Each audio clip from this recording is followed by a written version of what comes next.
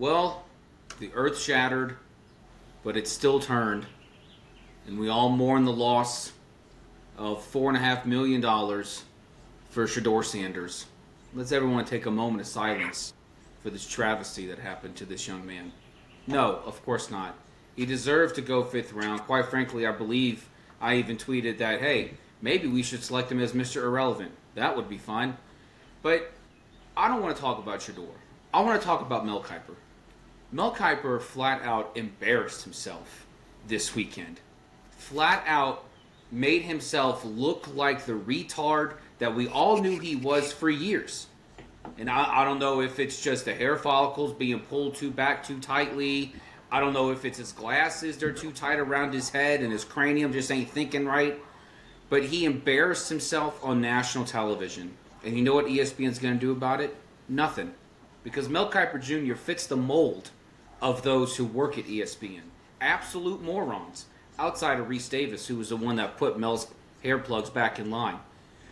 But Mel Kiper spent the whole weekend trashing the entire NFL system, and especially quarterback evaluators for not knowing how to evaluate quarterbacks, which is just utter and complete nonsense. Go ahead, look at the list of quarterbacks in the NFL today, count them up, the number of first-rounders that are still playing in the NFL today. But Mel Kiper, in his narrative, all it does is spew a false narrative of just how people who are NFL execs, mind you, are doing their job. Mel Kiper sits there and yells and screams. He's old man screaming at clouds, blaming the narrative, making up stuff, blaming the NFL for being racist, for not selecting Shedeur first overall over Cam Ward, which is just absolutely asinine. And congratulations to Cam, by the way. Something ESPN never even did through the 3 days that they covered the draft. But Mel Kiper blaming the system or the NFL or what have you, whatever. It's like a fat man blaming the seats on the airplane for being too small. No, you're too fat. Lose weight. Mel, you're an idiot. Just stop. Quit. But I know you won't, because ESPN's probably going to give you more money, just like they give that other bloviating idiot, Stephen A. Smith, to sit down on air and to spout bullcrap at obscene volumes just because, hey, he makes our ratings go up. Well, there you go, ESPN. You got what you paid for. Guys, we're going to talk about the draft, playoffs, MLB. We got lots to dig into. This is Box Scores and Bourbon. Look at the box scores. Box Scores and Bourbon. We check each other's box scores and scores online. Baseball, box scores. So football, baseball, basketball, soccer, hockey. Box Scores and Bourbon. All right, my man. Let's cheers ourselves in. Cheers. Cheers, JB. We need a drum set round thing. Ba-doom, ba-doom, ba-doom, ba-doom, to kick off our episodes every time, because we're excited to be here and we need that hype moment before we start talking about all the sports talk that we're about to have for the next hour of our viewers' time. We could do the that drum solo in the Air Tonight, the Phil Collins song. Mm-hmm. So we can. That could be the intro. Yeah, that's the one. That's what I envision every time I go. Do do do do do do do do do do.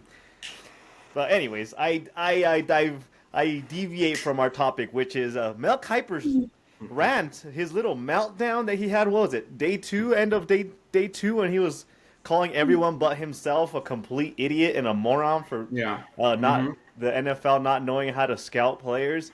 I wish the follow-up would have been one of his fellow commentators or analysts that were sitting there bringing up his grade sheet from all the players and all the QBs that he's graded as first-round draft picks, and then said, well, what happened to all these all-star A-plus ratings for the draft that you said were going to be great?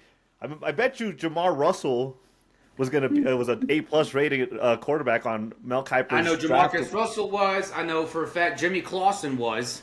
Because he's infamous for saying if Jimmy Clausen doesn't make it in the NFL, I'm not going to do this anymore. Well, Jimmy Clausen's long gone, and I still have to hear you.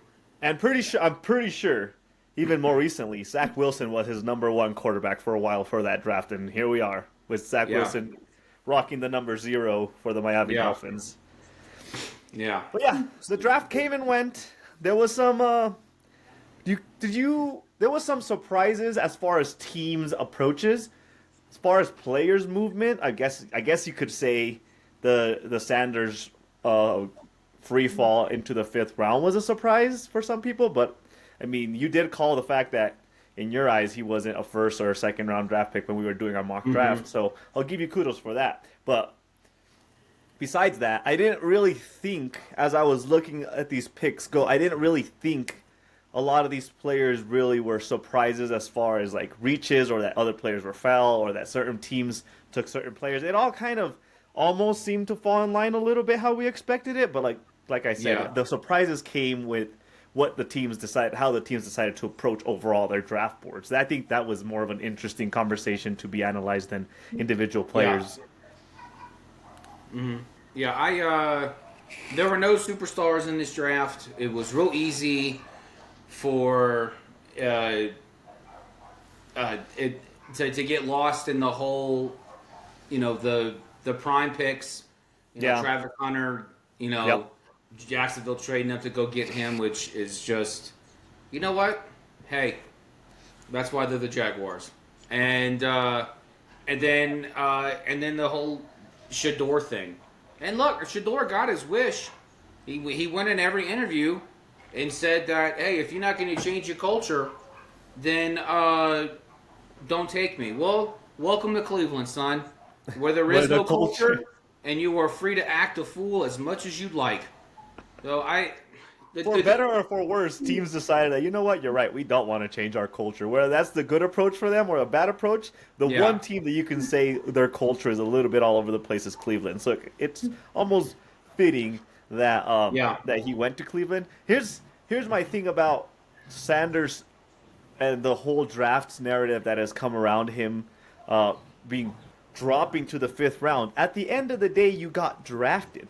There's so many players in the league that wish they could go in the league, and it's not about where you get drafted. It's the fact that you got drafted, whether it's for one reason or another. You got drafted in the 5th round, which a player that went undrafted could wish and desire that they got drafted in the 5th round. It's not about where you get drafted. It's about what you do once you make the lead. The draft is just a guarantee that you're going to be on a team come Monday morning. That's it. That's all it dictates.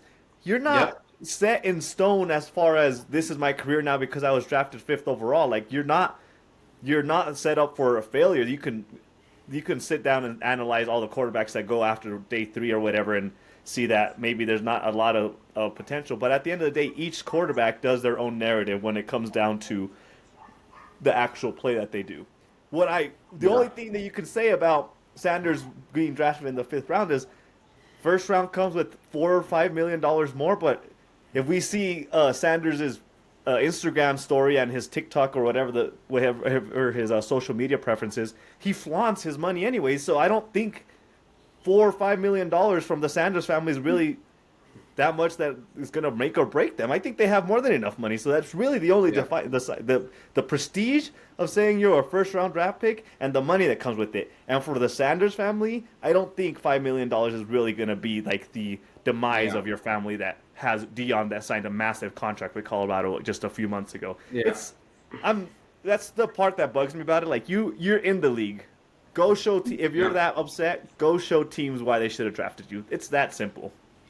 Yeah, and I don't know how much money he's going to lose out on. Everyone's crying about this, but look, should have stayed in college. You're right. He's in the league now. He has a chance to prove himself. I know he's not used to that. I know he's not used to having to to stand out above everybody else because Dion's been next to his side the whole time, and he's gotten pretty much everything he's ever wanted. And so, which by the way. Never draft a man who nicknames himself. He nicknamed himself Legendary. So you should never trust a man with 2 first names or 3 first names, and you should never, ever draft or be associated with someone who gives themselves their own nickname. That's it. So, but He's in the league. He has a chance to prove himself. But I want to transition to. I want to ask a question to you first. Which team would you say, according to Manny, had the best draft? The best draft. Let's start with best, go to worst. Is that how we're doing this? Yeah. I may have a surprise best one for you. The team that I feel had the best draft, I'm gonna go with the Atlanta Falcons. Okay. The Atlanta Falcons had 5 picks, and 4 of those were on the defensive side. They drafted in the first round Jalen Walker out of Georgia, the linebacker out of Georgia. And like we sat here and said during our mock draft, you can't go wrong when you draft a Georgia defensive player. You're pretty your head coaching career is probably pretty safe. Your GM probably looks like a smart man for drafting a Georgia player, and Jalen Walker's not like a snub Georgia player. He was dominant in Georgia, so they addressed a good position there. And then they followed that up by drafting a defensive end out of Tennessee. And notice a trend with these players that they drafted. A lot of these colleges or the schools that they were with, they were in the playoffs, and they had good defenses. Their defenses tended to carry them. So they drafted Jalen Walker from Georgia. They drafted James Pierce, the defensive end out of Tennessee, at the end of the first round. And I believe in our mock draft we had Pierce going way higher. So I think them being to get him at 26 was a really good pick for them. And again, another defensive end, another playmaker that's going to help that defense. Xavier Watts out of Notre Dame, carried Notre Dame to their championship appearance. Their defense was one of the biggest factors. And there you go again, another defensive player. Yeah. 4th round out of Oklahoma. Okay, you can say that maybe that's more of a reach as far as marquee name, or that team really didn't have much going on for them, but still a solid pickup for Billy Bowman to be the safety out of Oklahoma. And then the 7th round they wrapped up by taking a tackle, which is always a safe bet when you're drafting the players. If you want to make sure that you're taking a safe pick, you take a tackle or an offensive lineman. My thing is, all last year throughout the season, we talked about how the Falcons had all these key pieces on the offensive side. They have all these players. They drafted a quarterback in Penix last year that he's supposed to be the starter going this year. And we kept saying the reason that the Falcons are not showing their true colors is because they're missing pieces on the defensive side. And 95% or 80% of their draft picks went to address the needs that they obviously had, and everybody could see. They drafted defensive players that came from marquee schools and had a dominant impact with those schools. So I think they did a really good job at addressing their needs in a really professional manner. Yeah, I had Atlanta high on my list, as hard as it is for me to say that without throwing up my mouth. But I have another one, just to keep it interesting. I had Carolina. Sorry. The Carolina... Whoa. Hiccup attack? The Carolina Panthers. No, I was throwing it up in my mouth. The Carolina Panthers, I thought, had a really, really good draft. So I mentioned a couple weeks ago that out of the 10 teams, out of the top 10 offensive lines in the NFL last season, 9 of them made the playoffs. Number 8, Carolina Panthers. They had a top 10 O-line. So what did they do in this draft? They didn't touch the O-line. They went and they got pieces for Bryce to throw to. They shored up that defense, which is very Dan Morgan-like. And there were 3 players I loved in this draft. I loved. And only one of them didn't get picked in the first round, but early in the second round. You mentioned the first one, James Pierce. I love James Pierce. I think he's going to be an absolute beast in the NFL. If he can stay healthy, he's such a wild card, but he can absolutely wreak havoc on the defensive side of the ball. Number 2 on that was Tet McMillan. I think Tet McMillan is going to prove to be a surefire number 1 receiver by the time this season's up. I said the same thing last season about Brian Thomas Jr., and look, I'm not wrong. Brian Thomas Jr. was one of the revelations in the NFL last season as a rookie. And he did great things for Jacksonville. Not much to talk about in Jacksonville other than how bad Trevor Lawrence is. But now that Bryce Young has pieces to throw to, and they also have a running back. They got Trevor Etienne. Yeah. They went to Georgia. They went and got their man, bringing him in the backfield. Pair him with Chuba Hubbard, and then boom, done. That's a great 1-2 punch right there. That's some thunder and lightning right there. Yep. But the one pick I love the most, there's two. I like Nick Scorton going in the second round. I knew you were high on him. Nick Scorton going in the second round, the edge rusher out of A&M. Yep. They went and they got him. He's absolutely going to be a game changer on that front, up in that front seven on the defensive side. But Lathan Ransom, they got him in the fourth round. Yep. They traded up with Denver to get him in the fourth round. And I absolutely love this pick because if you watch Ohio State, a lot was talked about Will Howard and in that offense and just being able to just throttle teams and put points on the board. But that defense, I still think was just tragically underrated, especially throughout the entire playoff process. Everyone looked at Ohio State and said, "Oh, it's just a matter of time for them to break down." Not that defense. And Lathan Ransom, he was just he made some incredible plays last season, and he's going to be able to shore up that deep part of the secondary for Carolina, and it's going to be really fun to watch. Again, I hate to say it, it's going to be really fun to watch Carolina this season, and because and this brings me to my worst draft, my New Orleans Saints. I absolutely hated the draft. Now, would it have been a better team overall draft if they had taken Sanders 9 overall, like I said? No. And the longer it took for Shador to get drafted, I'm like, man, my happier you were. But I got no problem with the Tyler Shelf pick. I don't.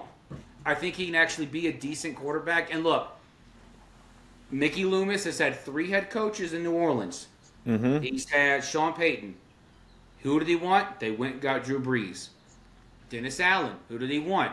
He went out and got Derek Carr. Mm-hmm. Now it's Kellen Moore's turn. Kellen Moore obviously likes what he sees in Tyler Shelf. Got no problem with it. My issue is that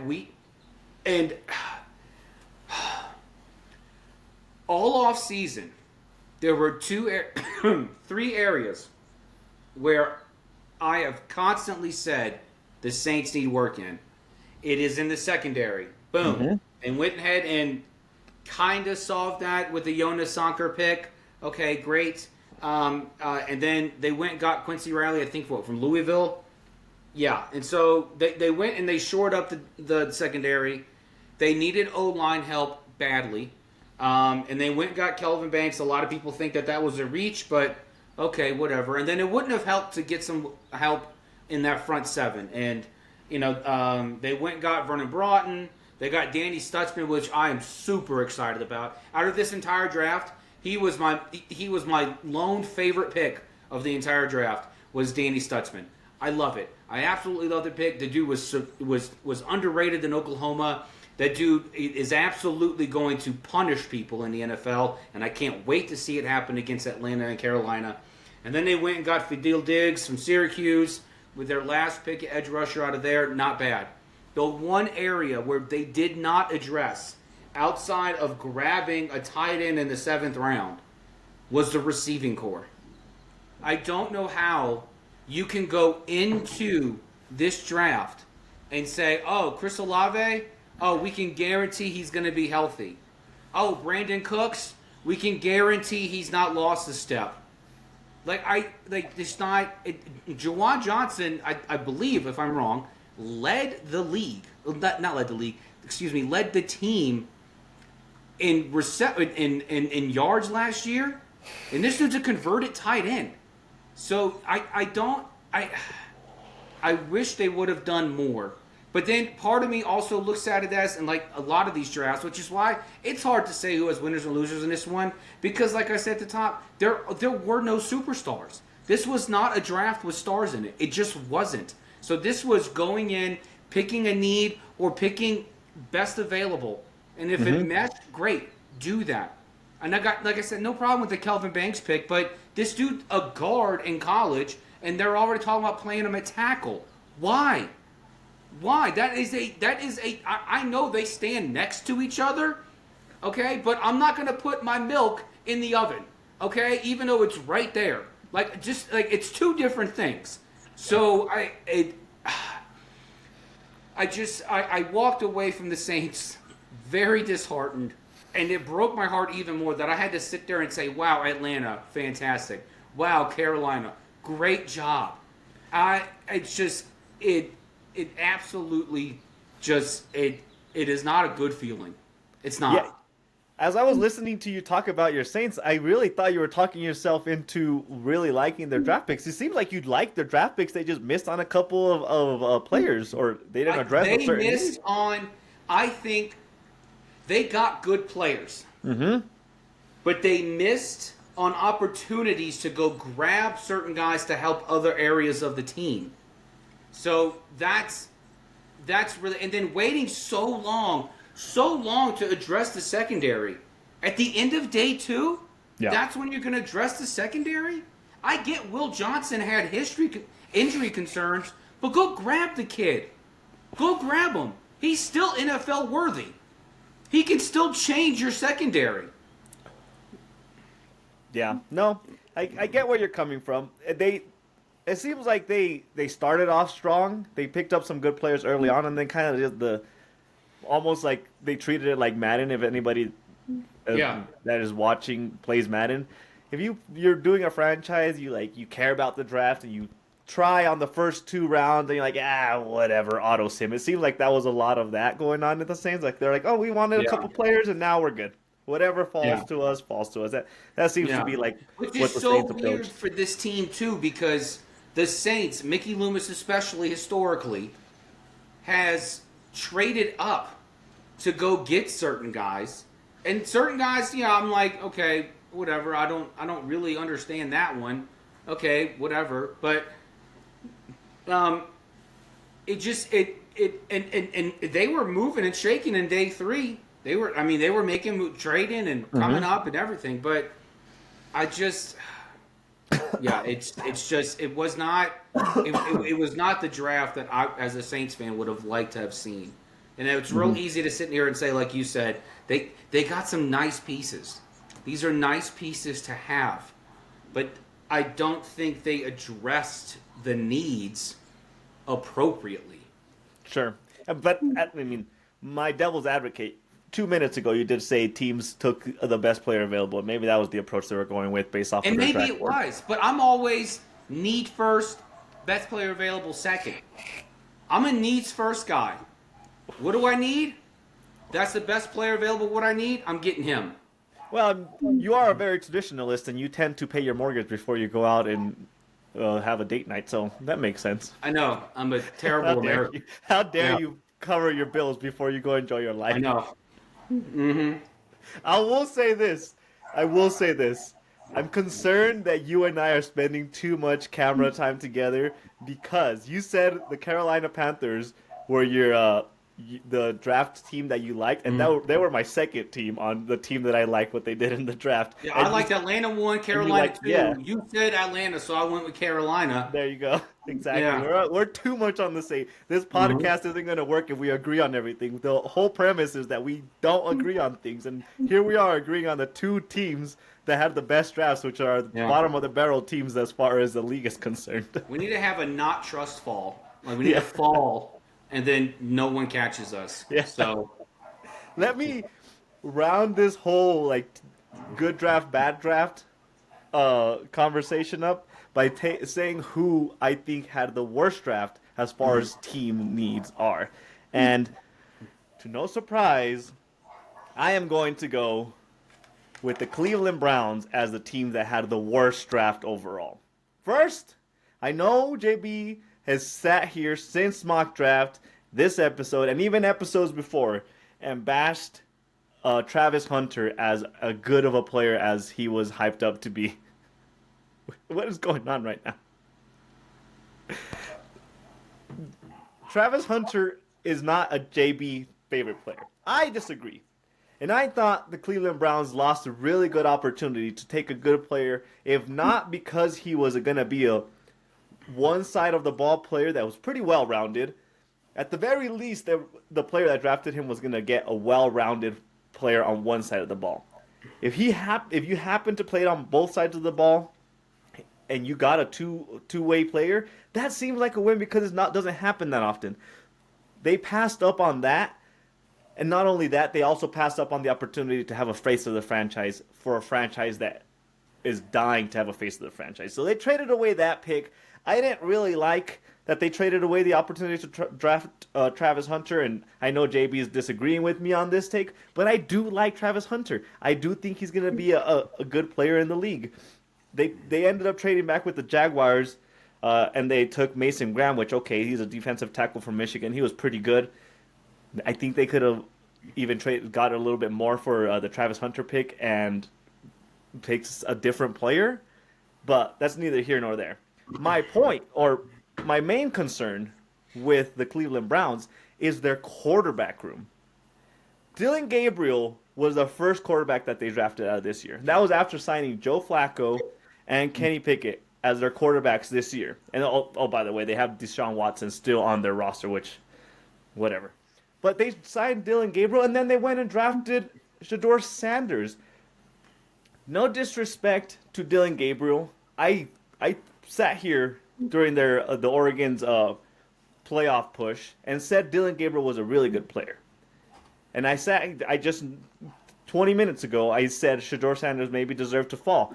At the end of the day, I still think Shedeur is a better football player than Dylan Gabriel. And now that they have 4 or 5 quarterbacks in their quarterback room, it just makes no sense that you would take that approach. There's some rumors that the Shedeur Sanders pick was forced by the owner because the owner knows Deion Sanders. Maybe. But at the end of the day, you still wasted 2 picks on a position that you have 5 players for now. If the owner was going to force the quarterback situation to be drafted, don't draft Dylan Gabriel. Mm-hmm. Don't waste a draft pick on that. But at the end of the day, this is the Cleveland Browns. They always make the most inopportune decisions that make 0 sense for their organization. And drafting 2 rookie quarterbacks that are somehow going to hash it out after signing a 40-year-old Joe Flacco and a Pickett, like, it makes no sense to me. It just seems like they were wasting their picks, and then they were just wasting their picks this year so they can stockpile up next year for maybe they're going to push for Arch Manning in next year's draft and have 6 quarterbacks in the last 2 years on their roster. Maybe that's what they're going for. But ultimately, their draft just didn't make sense because you draft 1 rookie, especially that late. You draft 1 rookie quarterback and you develop him, or you draft him because you really think he's going to be a starter.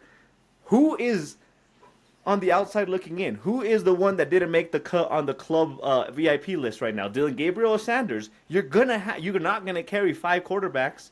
You're not gonna carry 4 quarterbacks. One of those players is set up for failure as of right now because we know that the quarterback room is going to be 2, maybe 3 quarterbacks, and one of those 2 guys is going to have to go. And it just makes no sense that with knowing that, you still wasted a pick to get him.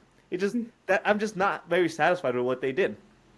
Yeah, it didn't make any sense to me either, and especially makes even less sense when every mock draft I've seen. So there's been 5 mock drafts I've seen come out for 2026, and every single one of them's got Cleveland drafting a quarterback. Why? I thought they solved the problem. I thought they drafted the greatest talent this side of John Elway, according to Mel Kiper. Like, it makes 0 sense to me. Mm-hmm. It does and nothing against Dylan Gabriel. I mean, he was in college for 38 years, so I mean, he's got plenty of experience. But there's no way they brought Shedeur in thinking that they're going to use him as sort of like this gadget.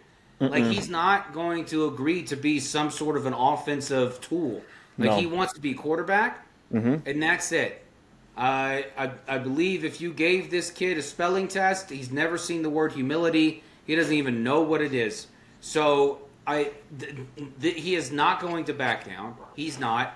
And save me, just just lose my number, as the kids say, on all of these videos of Shador working out on a grassy knoll, like he's Lee Harvey Oswald, and then talking to children at a Cleveland inner city school. Just shut up. Just shut up. Just because he's manufactured these moments where he looks humble doesn't mean he's humble. This dude is a brand. He's smart. He knows how to brand himself. He is branding himself as humble. Just wait until we get to OTAs. Wait till minicamp.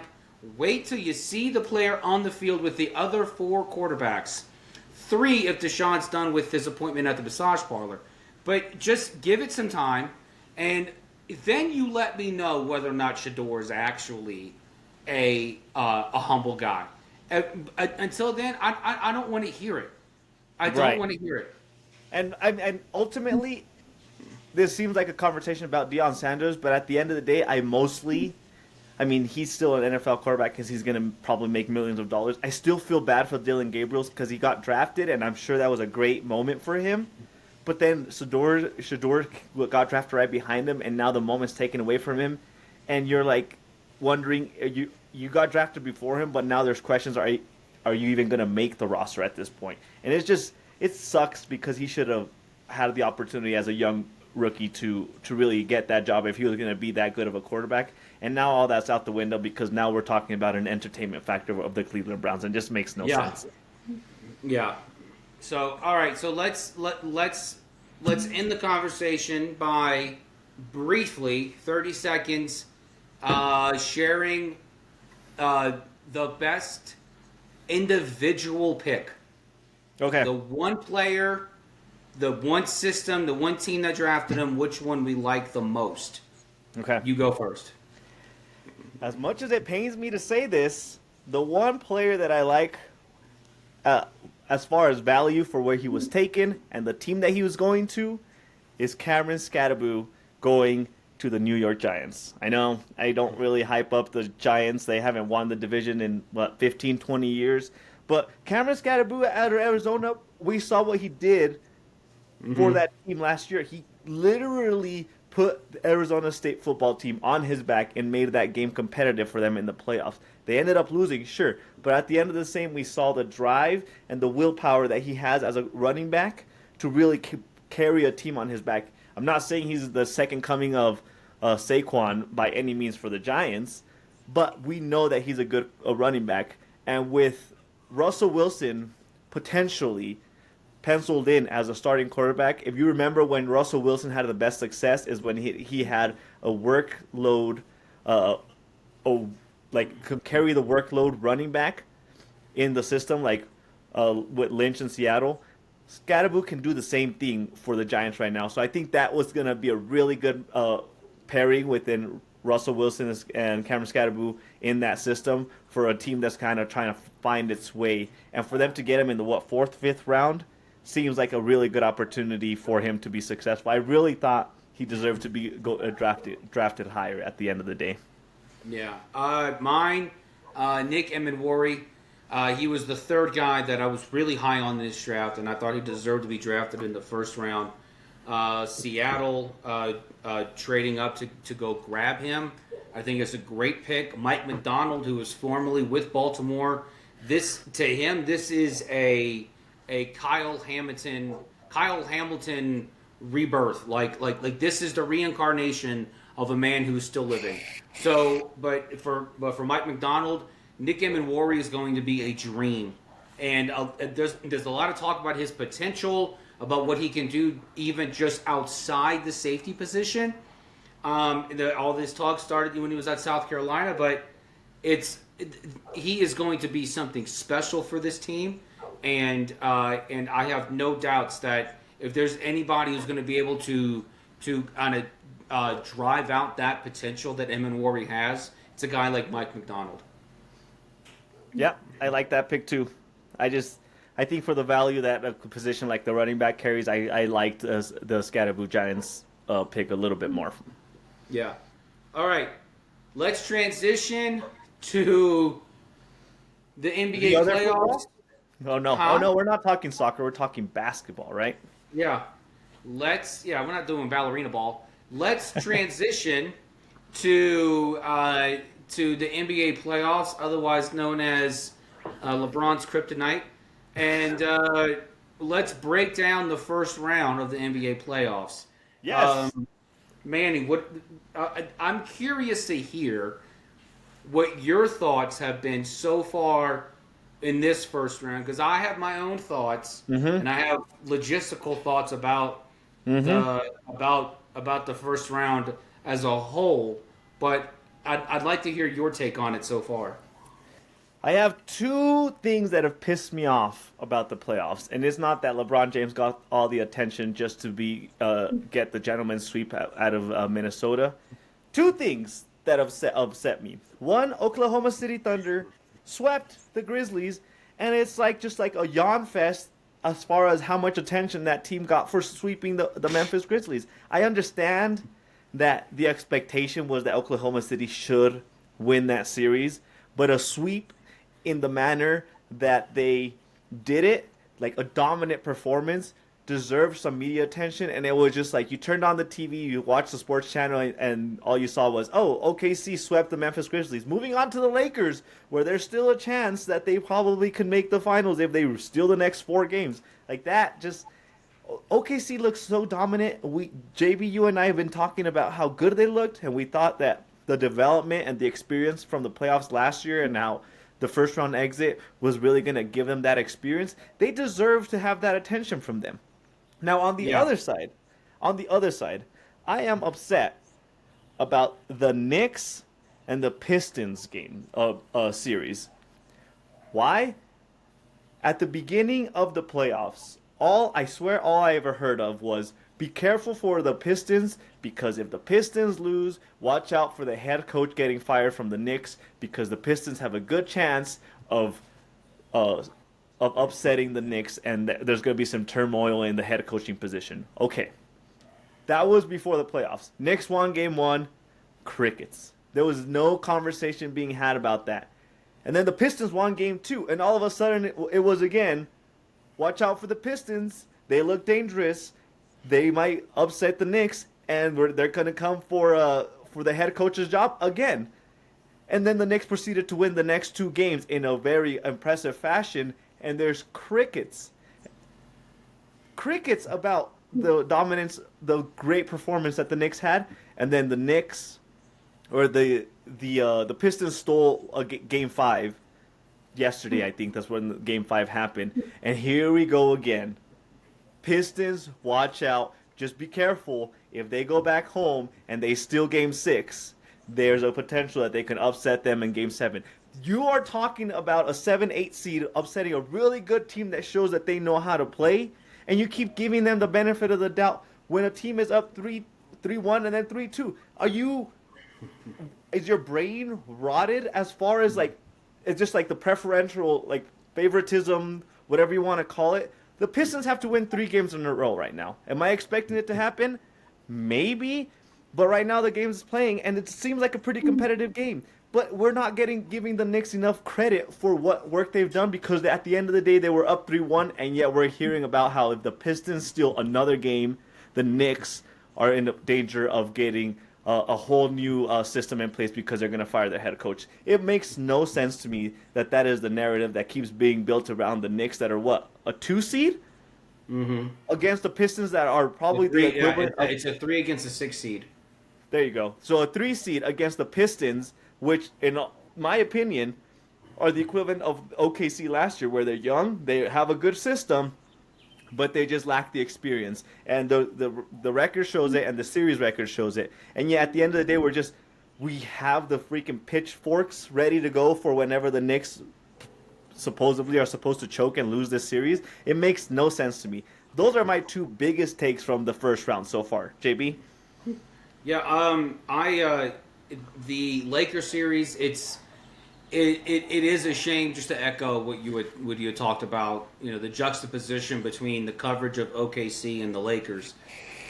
It's pathetic that we are that we are as sports fans subject to outside of the NBA on TNT, where Charles Barkley just spits truth, no matter how idiotic it is sometimes. It's absolutely asinine that we're going to sit here and just continue to laud the Lakers when everyone knows that even if the Lakers made it out of the first round, which to a lot of people that was on their bingo card, Lakers are going to win this in 6, but they are too small. They have no one at the 5, no one, and it doesn't. What's that? Go take it farther. Besides LeBron James and Luka, name a player that's on the starting 5 or on the roster of 15. Nobody knows. They don't have the depth. one that was working the hardest was Austin Reeves, but he can't stop turning the ball over. This entire series was the Lakers turning the ball over constantly.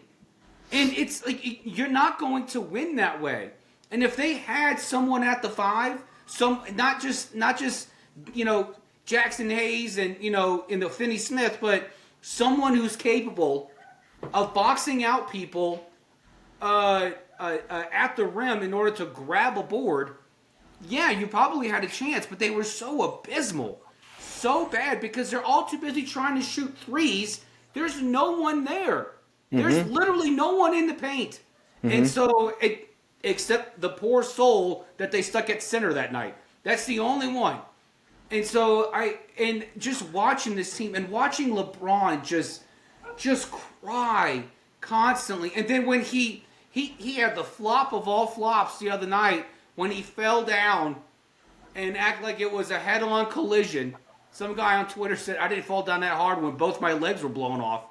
So, he'd fallen on the floor. The game's still going on. The refs don't care.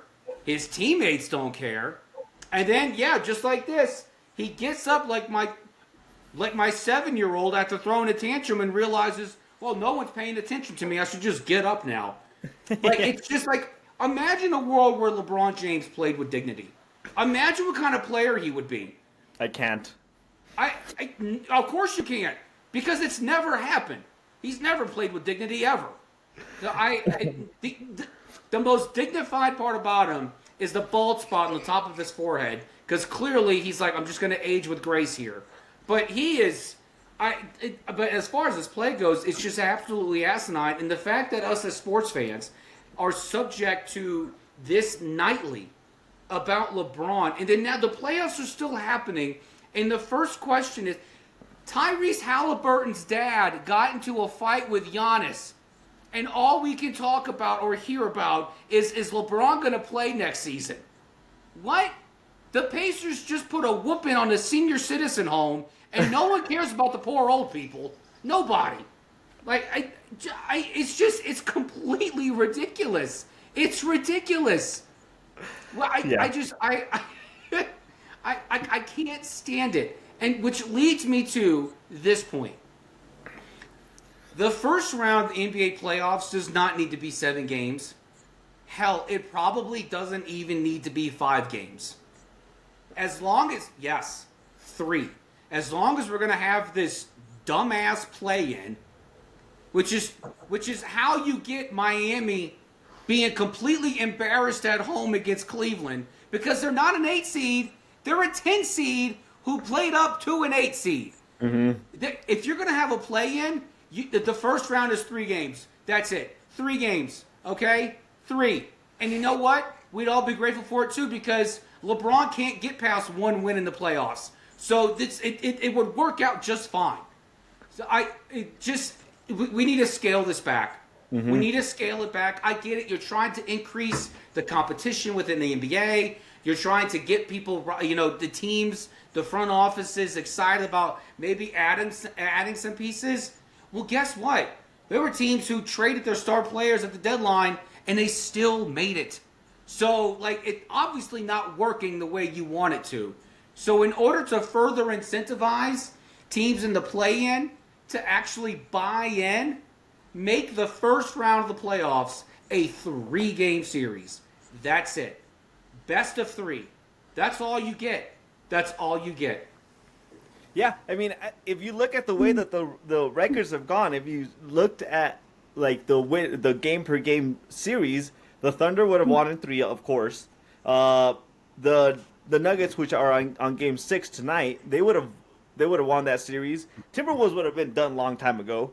Yeah. The Warriors would have won that series. The Cavaliers didn't have to waste their time with the Heat, and they probably don't really care that they played 5 instead of 7, whatever.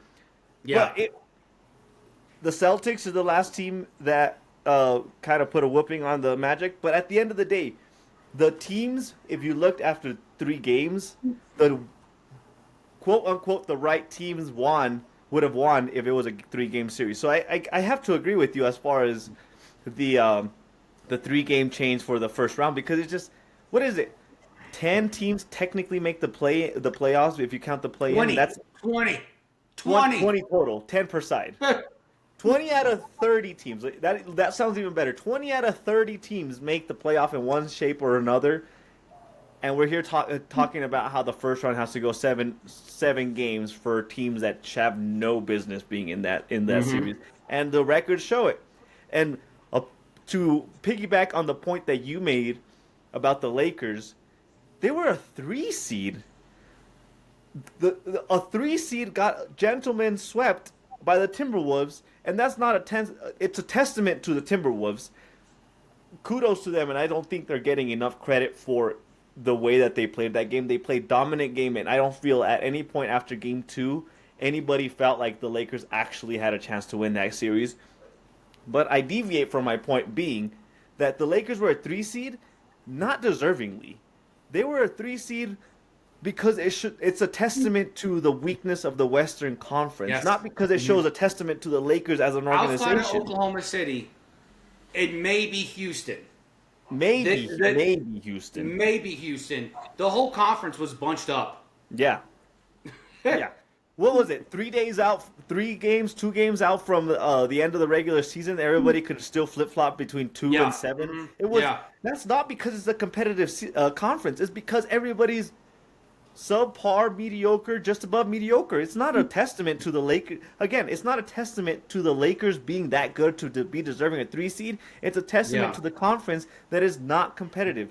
And I'm not asking for a realignment of conference or playoff seedings or whatever.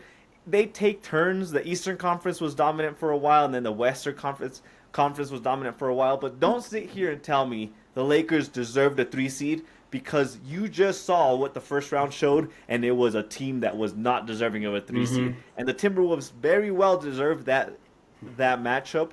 I'm glad that they got that matchup, because they put a whooping to the Lakers.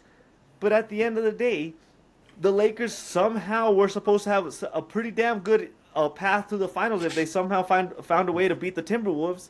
And it was, in my opinion, I know fair doesn't exist in this world, but it wasn't going to be fair.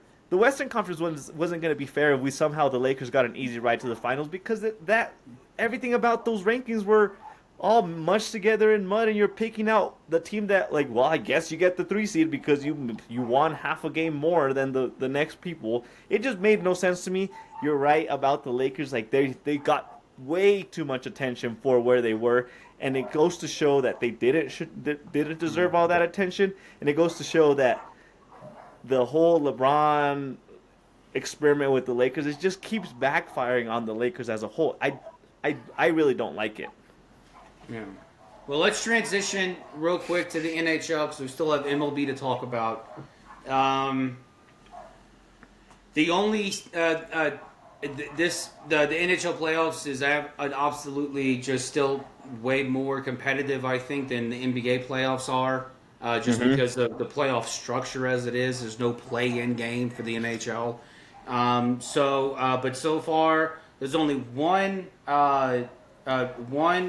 second round series that is set, and that is Carolina versus Washington. Yep.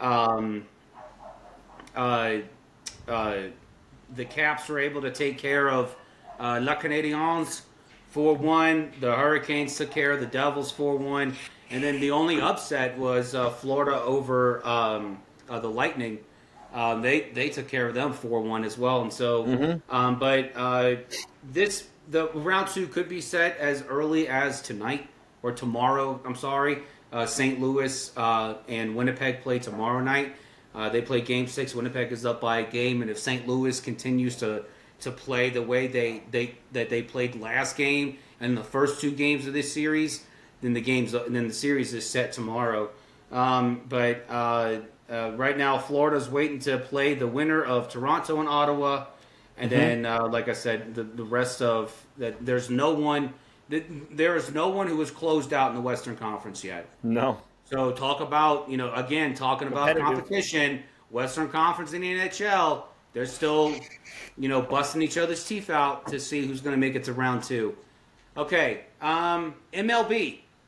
Let's talk baseball. Okay. Baseball, your favorite pastime. America's favorite pastime. I sat here, what was it? Probably a month ago after the season just started, and the Braves started out 1-8, 1-7. And I said, hey, Braves fans, don't be upset, okay? Take heart. The Braves will be all right. And what do you know? The Braves are all right. They're fine, okay? And I actually did a tweet. I was running the numbers between the Mets and the Braves. I was at the airport coming back from Utah this past weekend, and in the middle of enjoying a Spirit before I got on the plane, because Delta's a bunch of a-holes and they only offer it to first class. So I'm sitting there at the bar and I'm looking at stuff and I'm like, hey, everyone's raving about the Mets. How well are the Mets doing compared to the Braves? And the one thing that I noticed was that while the Braves played in April up until that week, up until before that Monday, this past Monday, the Braves had played all of Arizona, San Diego, and the Dodgers. And the Mets had yet to play even one NL West powerhouse. And so one of the things that I looked at was that, but then also what's behind the Braves' surge in this. And you have Chris Sale and you have Michael Harris, who have figured out how to play baseball again. You have Schwellenbach, who's been a revelation for this team in that rotation. And then Sean Murphy, hitting like he didn't miss the first 9 games of the season. So it was only a matter of time. And then, oh, by the by, Acuna's still not back. So, like, this team still has, like, getting Acuna back in the middle of May is arguably way better than waiting until the end of July to go get an additional piece. So this team has a long way to go. They have gone from last place to third place. They're still 6 games back of first. And they had a chance to get to 500 yesterday. They failed at it. They are now, again, 2 games below 500. But they started out 1-8. And they have been, 13 and 8 since that start. That's not a bad. I'm not a mathologist, but that screams to me like 600 baseball right there. So this is a team that is still going. They're still pushing. Manny, I want to hear from you. I can look at the numbers. I can sit there and study all day long. I can watch the game with my own eyes. But I want to hear from a Yankee fan. How special is Aaron Rodgers' start to this season? And how much can Juan Soto suck it that he's no longer there? You know what? I do have to, and maybe I haven't taken an opportunity to really self-reflect and be like, you know what, woosah, the Yankees are the Yankees, they'll figure things out. I didn't give that opportunity because when Juan Soto left the Yankees for the fellow Mets, I was like, sucks. Like, how dare he? Whatever. Like, the Yankees didn't bring enough pieces to really make up for it. They look pretty good.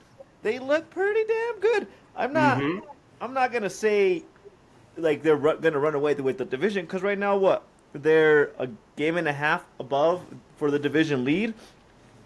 But I will have to say, if Aaron Judge continues batting the way that he has batted this year, and he doesn't lose a step, the Yankees are going to look pretty damn good. They've had some mishaps, and as I haven't been watching like every game for the Yankees, but I've kept in touch with the highlights of their games. And every time that they lose a game, they've lost it in some crazy fashion. And it's not because of their batting. It's mostly because of their defense. And I'm not saying that's like back of the mind, like, oh, don't worry about the defense. It has to be addressed. But their batting has not been the problem this year. It just hasn't been a problem overall. I know we're officially in May, so there's still a long season to go. But Aaron Judge has better numbers now than he did when he won MVP 2 years ago. And he seems like he just is on a whole nother level that I just didn't think he had the capability of. And this isn't a diss on Aaron Judge's capabilities. I'm saying, oh, I didn't think you were that good. He was just already so good that I didn't think there was more to it. And yet here we are about Aaron Judge right now. I think as of yesterday, I haven't looked at the stats today. Technically today, as of yesterday, he has like the Triple Crown as far for batting, which is impressive. Now, my thing is, and I don't know if this is as accurate in baseball, and maybe JB can talk me down a little bit or talk me up a little bit. I hope that they're just not peaking really early on, and then come July they kind of just downfall, because it seems to me, as a typical baseball fan, and I've acknowledged the fact that I don't really even follow in depth the baseball season really until like the 4th of July, right before the All-Star break. I don't really dive too much into it until that point. But it seems to me like right now the Yankees are in a really good position. And I'm just hoping this isn't just as good as it gets. And then come July, August, when the season really starts mattering a whole lot more, that they start falling off and that this was just an April, spring peak, and that it just gets crappier from there on. But I've loved what I've seen out of the Yankees. They have a one way or another for batters out of nowhere to be hitting bombs. I think, what was it, 3 days ago, they had 4 home runs in the first inning, and it was just like one of those crazy things, and this is the second time they've done that. Like, their batting, their offense is so good right now. Like I said, I'm having a little bit of a pause because their defense, whenever they're losing games, it seems like their defense is what's causing them to lose games. So I'm a little bit wary on that part, but I've talked myself back into reality as far as sanity from the Juan Soto thing, and I'm like, okay, maybe the Yankees are actually going to be okay. Yeah, I don't think the Yankees are peaking because there's too much about the squad that isn't working right now. So right now your rotation is being held together by duct tape. Max Fried has been, as advertised, bringing him in, especially with Cole out for the season, and Luis Hill's still out. And then you have Devin Williams, who seems to have developed a case of the yips at the closer position. Which, fear not, you still have your shutdown closer from last year, Luke Weaver, still coming in and filling in the eighth inning for the Yankees. And soon enough, it's going to be Aaron Boone that's going to say, okay, well, until further notice, Weaver, you are our closer again. Devin, you're coming in the 7th inning, not the 8th. You're coming in the 7th inning. Fernando Cruz has been good. I don't know how long Trent Grisham is going to produce at the level he's going to produce. Hell, I don't know how long Aaron Judge is going to produce at the level he's producing. What I'm saying. But right now, what should give Yankee fans some food for comfort thought is the fact that the Yankees are right now tied in first place with the highest run differential in baseball. The Mets and my Cubbies and the Yankees are all tied at plus 52. That's a good thing coming into the month of May. And what you don't want to do is you don't want to discount winning close to 20 games through the first month of the season. So you got 18, 19 wins at the end of April. That's pretty damn good.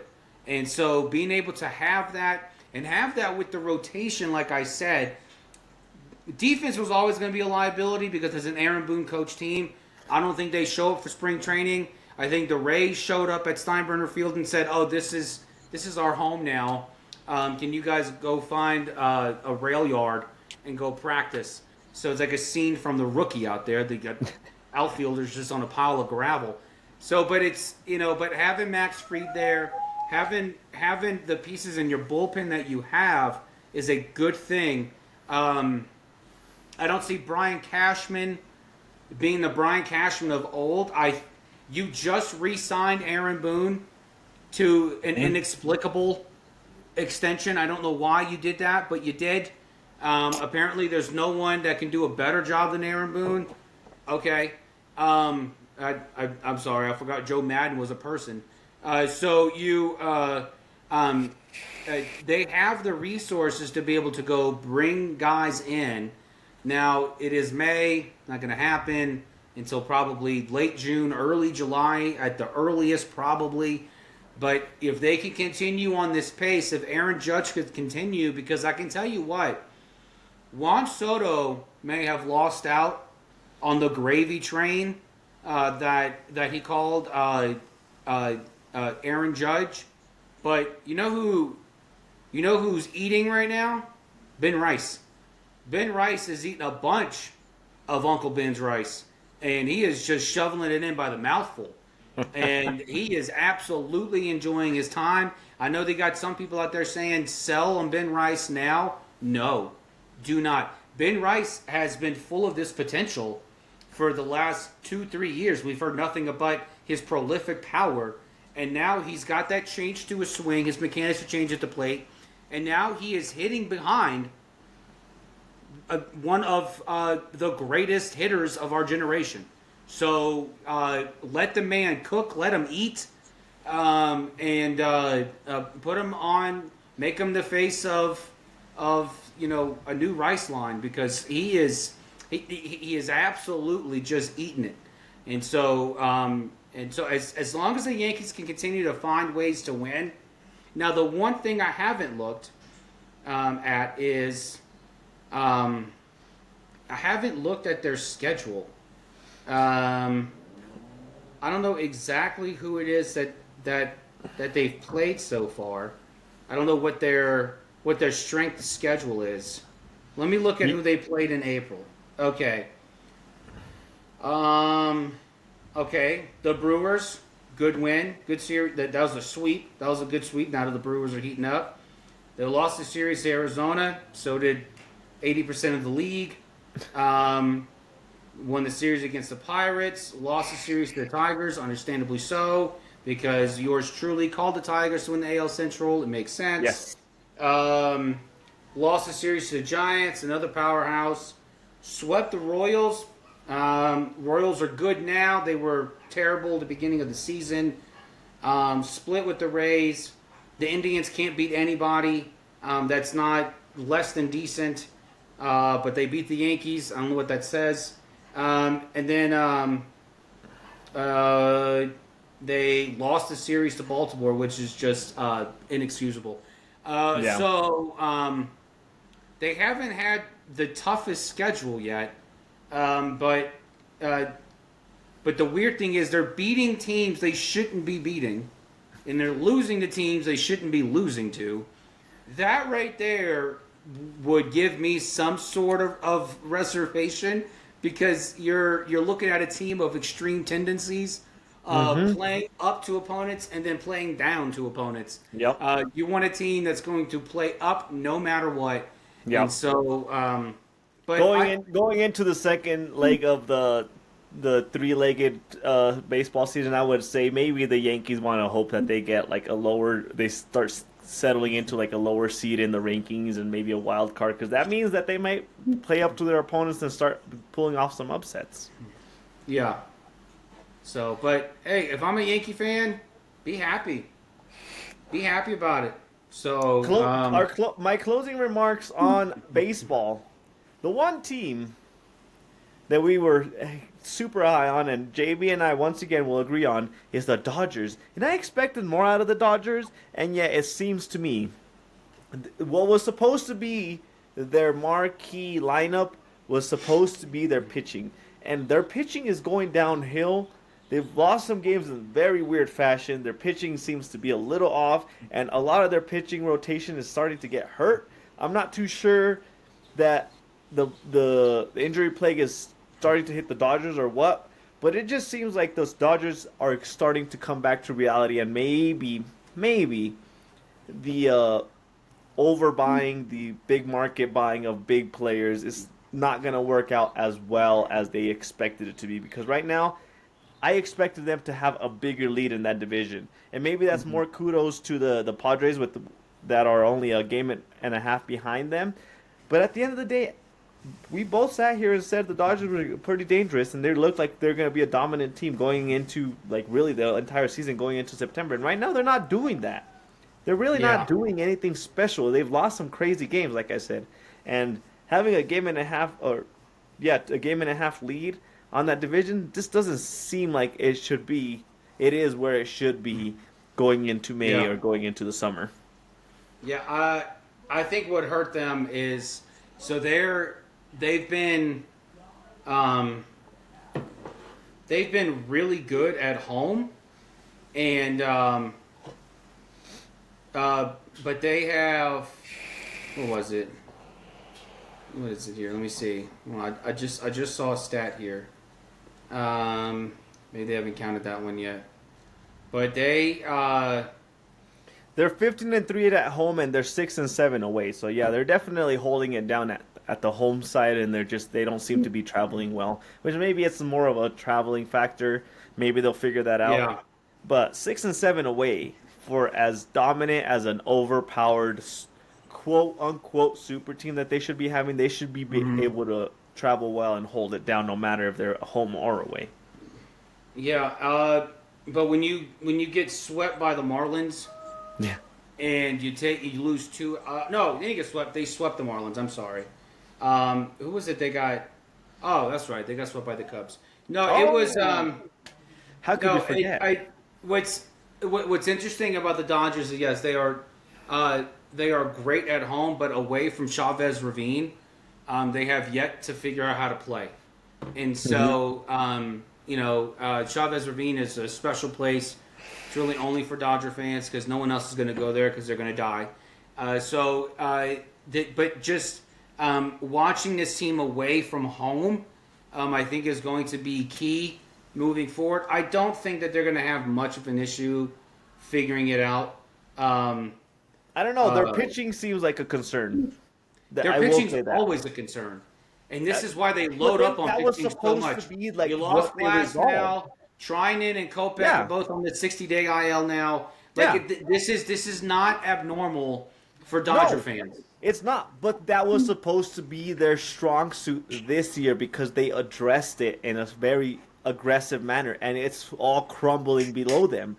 So that is a concern to me, because if you that was the emphasis of your off season and it's still crumbling underneath your feet.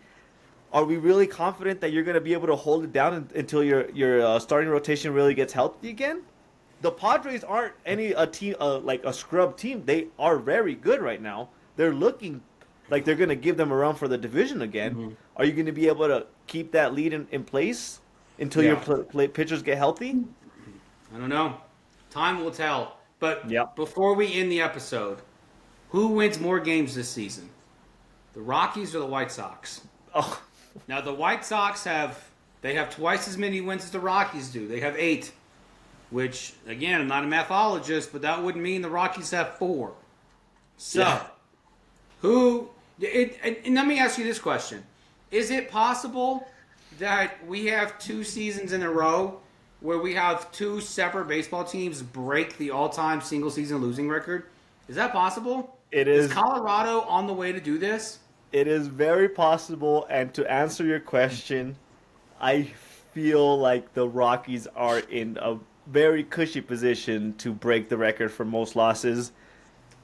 Not the White Sox are the White Sox. They don't ever really put effort in until probably I'm 60. They'll start putting in effort. But the White Sox have a more competitive division compared to the Rockies in their NL West division.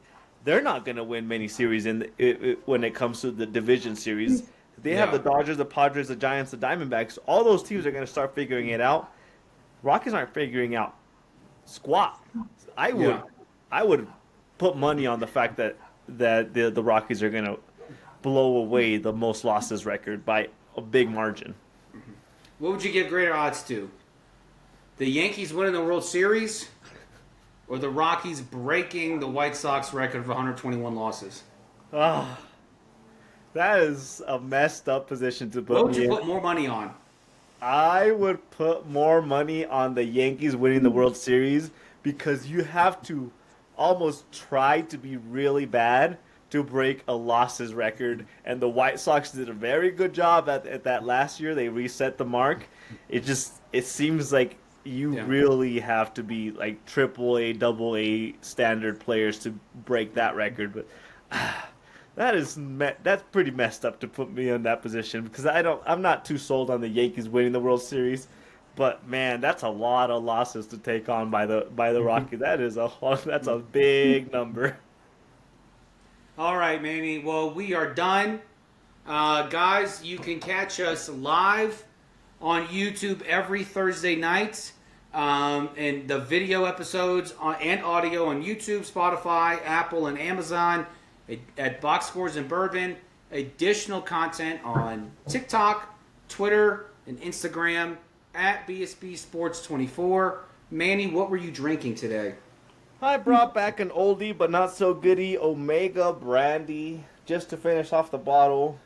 It is growing on me a little bit, but at this point I've learned my lesson when it comes to brandies, JB. I should listen to our podcast's name, which is Box Scores and Bourbon, and brandy does not fit in that name. So I'm finishing this bottle. It's all right, but I'm not going to try that crap again.